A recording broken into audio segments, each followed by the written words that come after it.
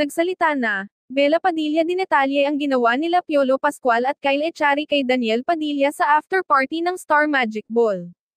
Tila ngayong araw nga lang ginulantang ng kapamilya actress na si Bella Padilla ang lahat ng bigla ang i-unfollow nito ang ilang kapamilya artist na sina Piolo Pascual at Kyle Echari sa kanyang Instagram account, matapos masangkot sa kaguluhan nitong April 4, 2025. Ito nga ay nagsimula noong pinatotohanan ng showbiz columnist na si OG Diaz na di umano'y nagkaroon ng lamat at nauwi sa kaguluhan ang masaya sanang party ng ABS-CBN, na siyang ibinahagi niya ang video clip kung saan hinigit at nagsalita si Catherine dito na, tama na lakad na, habang hawak ang kamay ni Kyle. Na tila naging palaisipan sa lahat na di umano'y nagselos itong ex-boyfriend ni Kat na si Daniel sa child actor na ito. Sa isa pang account ni Bella sa kanyang ex o dating Twitter nagbahagi ng kanyang saloobin at chika tungkol sa biglaan niyang pag-unfollow kina Piolo at Kyle.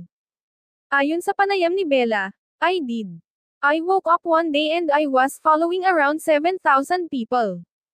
Dagdag pa nito, wala umano silang away o hidwaan ng kanyang inunfollow na kapwa niya kapamilya artist bagamat gusto lamang umano niyang maglinis ng kanyang following list sa Instagram.